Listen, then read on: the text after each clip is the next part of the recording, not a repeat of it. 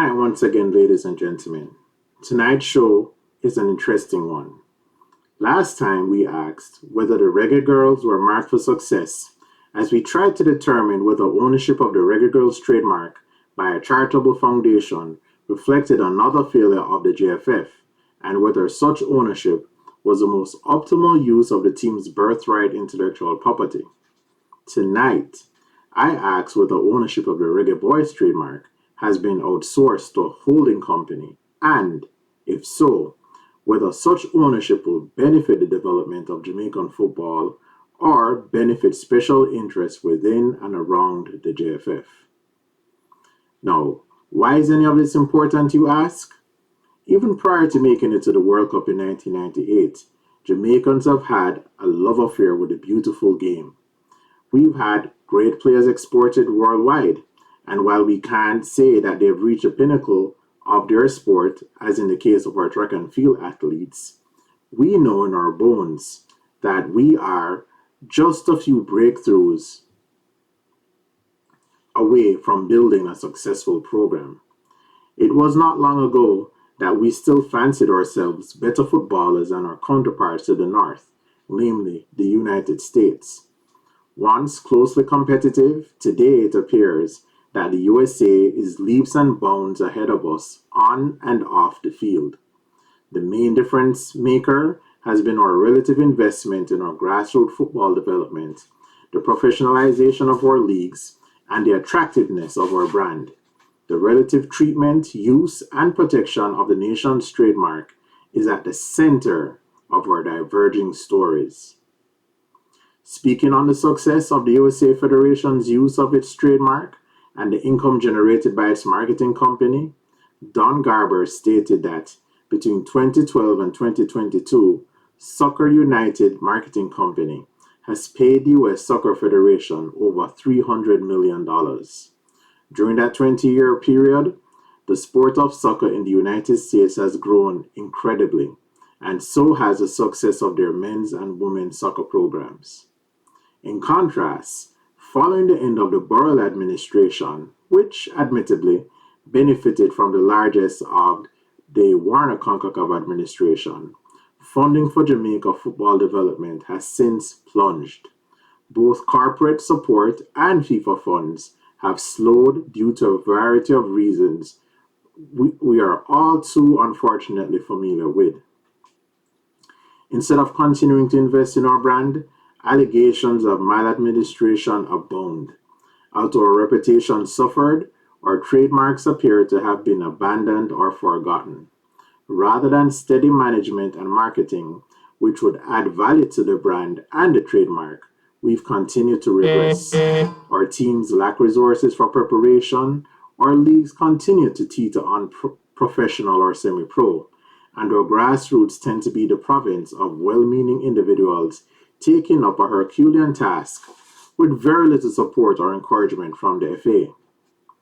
Ladies and gentlemen, with Jamaica receiving in excess of $2.4 billion annually in remittances, and Brand Jamaica being one of the most distinct and sought-after brand worldwide, I put it to you that with the right team, the JFF can harness the revenues needed to take us to the next level and beyond.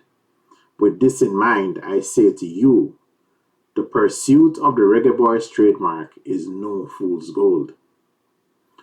Ownership and exploitation of the trademark permits income generation in every market, as goods are easily manufactured and shipped at the push of a button. More income generated means better coaches, better facilities, better development, better preparation, and better players. In my opinion, very few things are as important as the correct ownership and management of our brand and trademarks. If you think I'm overstating the case, all you have to do is read about how the growth of Soccer United marketing propelled the USA Soccer Federation and the advancements in USA Soccer. Before I continue, I would like to note that the issue of who is the registered owner of the Reggae Boyz trademark is no secret, as a record of attempts to acquire ownership of the mark is publicly available on the US Trademark and Patent Office and World Intellectual Property Organization websites. Additionally, corporate records, including their membership, connection, and the rules of their principals in connection with JFF, are likewise public record.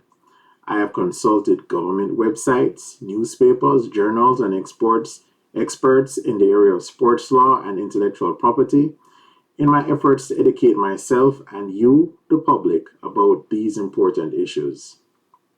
Beyond that, I've been careful not to make unsubstantiated allegations, merely pointing out issues raised by the lack of transparency and offering insightful analysis which I hope will inspire the parties involved to do better and be transparent about their use of the national team's trademark that has become synonymous with brand Jamaica. Why include such a disclaimer, you ask? Well, ladies and gentlemen, I have reached out to some of the principals involved who have rebuffed me. My requests for official or unofficial interviews or conversations have all been but ignored. My following is small. With a mere 109 subscribers, perhaps they felt it was not worth their time. Or it may be that I have scratched the surface of something the parties involved don't want to be openly discussed. In either case, I continue to speak truth to power, hoping to make a positive impact on how the JFF conducts the business of our nation's football and care for some of its most important assets. With your help, feedback, and subscriptions, more people, including some with better know-how than me, will see this information and be inspired to act. We can't allow the lack of transparency, irregularity, and maladministration to become the accepted norm. As I did last week, I invite you to take a look at the records displayed on the USPTO's website, which indicates that the USPTO recognizes the Football Federation of Jamaica Limited, an entity I believe that was created by the Borough Administration in Jamaica, as the owner of the trademark in February 2000. That registration was subsequently listed as dead in December 2006 due to the failure of the Football Foundation to continue to keep its registration active. It appears that for 14 years thereafter, no one filed an application for registration as owner of the trademark in the USA until December 26, 2020, when the Belgian corporation known as Business to Sports sought to register itself as the owner of the Reggaeboyz trademark in the United States. Stunningly, the basis for Business to Sports registration with the USPTO was its prior successful registration of a European Union trademark for the Reggaeboyz mark through the European Union Intellectual Property Office on September 22, 2020. Registration through the European Union trademark system provides for one single registration that grants the owner an exclusive right to use the trademark in all EU countries. Outside of the US, the EU trade bloc is the largest market in the world, and specifically the largest football consuming market in the world. Having obtained European Union trademark registration, Business to Sports then applied via the USPTO's International Bureau for registration of ownership of the Reggaeboyz trademark inside of the United States. Once received, the application is given a serial number entered into the USPTO database and assigned to an examining attorney to determine whether the registration of the mark should be recognized and published in the USA. An applicant must respond to any grounds for refusal determined by the examining attorney. Failure to do so within 6 months of the USPTO's office action will result in the USPTO deeming the application abandoned. However, if the examining attorney does not find grounds for refusal and the application meets all requirements, the trademark will be approved and published in the USPTO's Trademark Official Gazette to permit rivals to file an opposition to the application. Within about 3 months after the trademark is published in the Gazette, if no opposition or an unsuccessful opposition was filed, the USPTO registers the application as the owner of the trademark.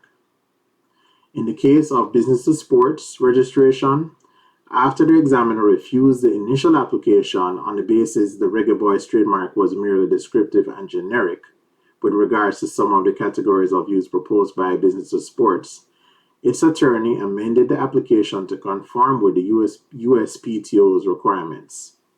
This was completed on March 7, 2022. Shortly thereafter, on April 12, 2022, Business of Sports was notified that its application for registration of the trademark was published in the USPTO's official gazette.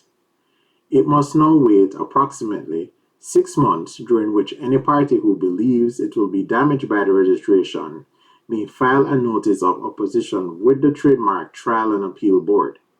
If no party files an opposition before that time, the registration will be issued to Business of Sports. So, ladies and gentlemen, who exactly is behind Business of Sports? As I previously mentioned, it is a Belgian corporation. According to the EU trademark search, Jonathan Himpe is listed as a representative of the corporation. The USPTO application does not list any representative other than a New Jersey attorney hired by Business of Sports to process the USPTO registration. Nevertheless, The Mirror, a popular daily tabloid in England, published an article dated April 11, 2021, entitled Jamaican Legend Fitzroy Simpson Hopes Premier League Aces Play in World Cup Bid. While the story focused on whether players like Mikel Antonio and Demarai Gray would have played in the failed World Cup qualifying campaign, it also notes that Simpson has teamed up with Jamaican-born lawyer and businessman Marlon Gilbert Roberts, who is the co-founder and managing director of the Business of Sports Group in Belgium. The article further states that the duo have plans to help grow Jamaica's fan base and commercial activities, including developing Jamaica's successful women's team, the Reggae Girls. Nationwide News' website reported on January 27, 2022, that the Jamaica Football Federation was to shortly announce a new kit sponsorship deal with top sports good manufacturer Adidas. According to the report, the deal was brokered with the aid of the very same Business of Sports in Belgium and will involve cash for the federation. Inexplicably, another article published by The Mirror dated May 25, 2022, which covered Jamaica's 10-player wish list for the 2026 World Cup campaign, notes, among other things, that Simpson, Gilbert Roberts, and Jonathan Himpe were close to finalizing a big sponsorship deal for the Reggaeboyz team. While the Mirror article does not mention the Adidas kit deal, we have every reason to believe that this is the deal being referenced in the article. Reporting on Coach's Desk, Coach Minze cited a story recently published by Footy Headlines, which once again speaks of the impending kit sponsorship deal with Adidas. Now, ladies and gentlemen, as an aside, a website called Ofaball has leaked alleged images of the new kits for Jamaica Adidas will manufacture and release in 2023. They can be seen here. Unfortunately, while I am a big fan of Adidas, I agree with comments on the Footy Headlines website that the alleged proposed new kits lack flair and imagination. I hope that Ofaball has it wrong in this case, and that the kits will be exciting and will reflect the creativity and energy associated with the Reggae Boyz and Reggae Girls brand. However, I digressed. Now, getting back to Business of Sports, there is no question that the corporation appears to be doing some work with or maybe for the JFF. This raises several possibilities. Is Business of Sports a holding company created by the JFF to protect and exploit the Reggaeboyz trademark? Or have the principals of Business of Sports, on their own accord, acquired the trademark when they observed the JFF's failure to do so, and are now working to commercialize the trademark on their own? An intellectual property holding company is a special purpose business entity, often a corporation or limited liability company, whose sole purpose is the management and holding of a business's intellectual property assets. An intellectual property holding company is established when the original owner of the intellectual property asset assigns its intellectual property, such as a trademark, to the newly formed company in exchange for monetary consideration or stock ownership in such company. A key feature of this arrangement is a licensing agreement by the holding company, permitting the original owner of the intellectual property asset the right to use the asset. Such license-back agreements typically contemplate fees or royalties for the holding company when revenue from the intellectual asset is generated, and includes crucial assignment terms that protect the holding company from the creditors of the original owner or operating company. While Business to Sports allege involvement in the Adidas kit deal, construed generously, may lead one to speculate that it is indeed a holding company on behalf of the JFF. There is no other indication that this is the case.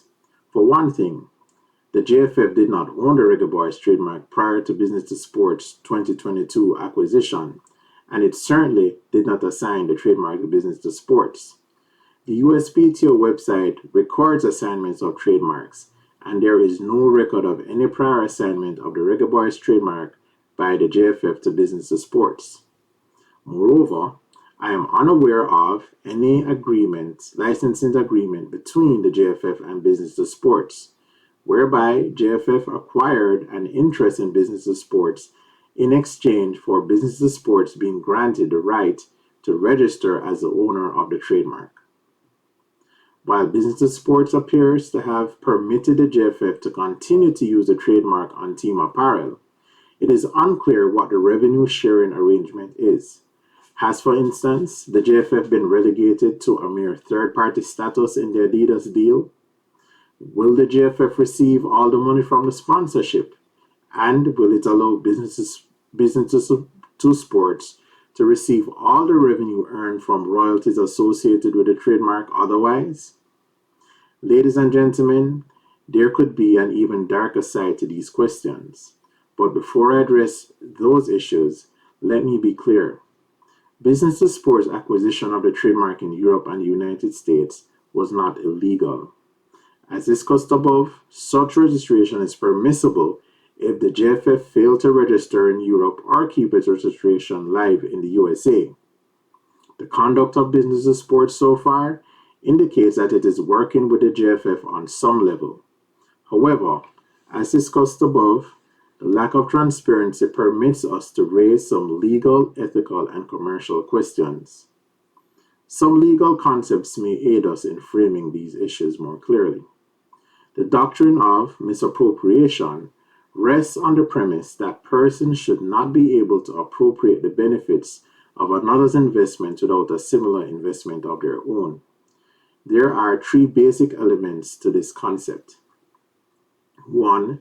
The creator of an asset has made a substantial investment of time, effort, and money into creating the property misappropriated. 2. The offending person or entity has appropriated the property at little or no cost, such that its conduct can be characterized as reaping where it has not sown. 3. The offending person or entity has injured the creator by reaping the value of the asset at the expense of the creator. A related concept, embezzlement, occurs when someone misappropriates money or other property from an employer after they have been entrusted with an employer's asset. The embezzler, usually an employee or trustee, has permission to handle the property but not to take it. However, the employee uses the position of trust granted by the employer to convert the property to the embezzler's possession and take control of it. Now, applying these concepts hypothetically to the facts discussed above. Firstly, it may be argued that past and present players, if not the JFF itself, have invested time, money, and effort into adding value to the Reggae Boyz and Reggae Girls trademark. Secondly, Business to Sports, aware of this investment and the failure of the JFF to keep its registration current, has appropriated the trademark by registering as its owner in the EU and the United States. Thirdly, Although we don't have the details, it seems likely that Business of Sports is benefiting financially from its ownership of the Reggae Boyz trademark. As is the case with the Reggae Girls Foundation, has members of the JFF executive given approval of Business of Sports appropriation of the Reggae Boyz trademark? If so, was this brought to the JFF Board of Directors or the Congress of Delegates? Should it have been? It appears that the Federation will earn money from the Adidas sponsorship deal, but will it make money from the sale of other merchandise manufactured elsewhere that bear the Reggae Boyz trademark? If not, the Federation, will members of the Federation benefit personally from this arrangement? These are tough questions, and let me emphasize they are only questions, but they are important questions that must be raised given the lack of transparency and the refusal of the principals involved to shed light on these arrangements. Let me close by saying that I hope this show will convince those in the know to come forward and clear the air concerning the relationship between businesses of sports and the JFF. Paraphrasing the word of a great Jamaican, let me say to the Congress of Delegates and the parish heads, open your eyes and look within. Are you satisfied with the life you're living? In the abundance of water, do not remain thirsty. To the viewers, please stay tuned, like and subscribe. Good night. Thank you for joining.